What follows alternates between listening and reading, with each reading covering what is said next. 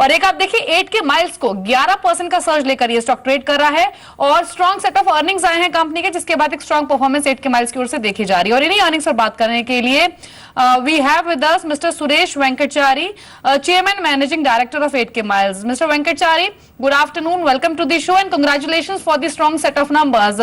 Company is consistently posting strong set of numbers and that have reflected in this quarter as well. We just wanted to know what has contributed to the strong bottom line and how has been the performance of the various verticals in which you deal. So this quarter actually is good for us, and we have acquired actually 2 large pharma customers and also signed up with 4 new healthcare customer.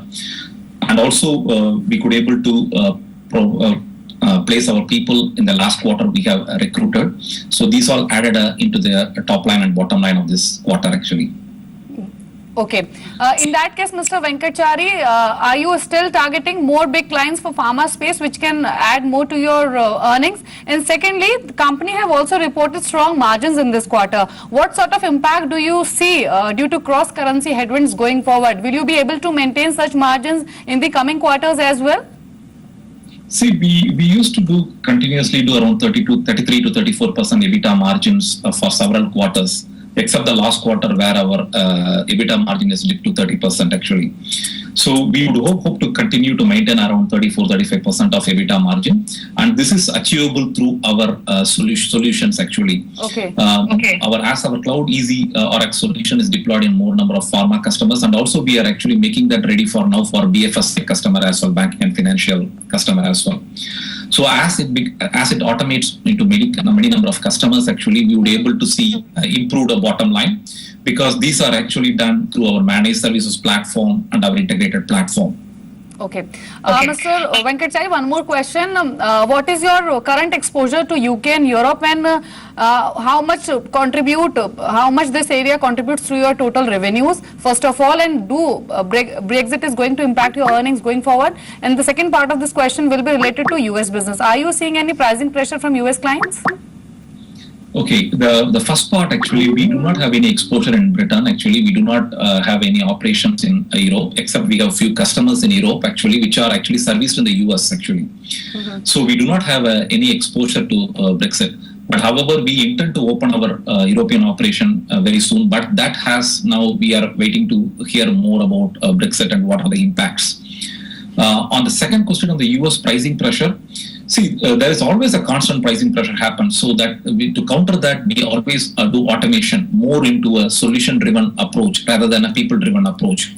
So as we build more solutions and automates actually, then it will improve our bottom line, because these are not related to directly into the people. Okay. So these are the things what we do, and we continue to expand our innovations, IP invest in automation development, and that is our goal to maintain a healthy bottom line. Okay.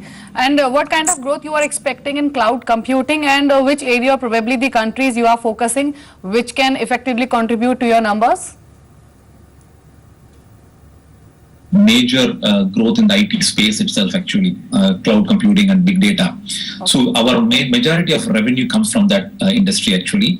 And what we see is many of the enterprises are just started implementing cloud, and they are not even implemented more than 5 to 10% of the enterprise wide. So we see a great opportunity in the next 3 to 5 years, where many of the enterprises start adapting complete cloud. That is one of our core specialty, and we specialize in compliance and regulatory security workloads. So these are the areas where actually a lot of demand, because everybody is worried about security and the compliance. That's where we specialize. So these are the things which will drive our bigger growth, as the cloud industry itself is revolving at a very high growth.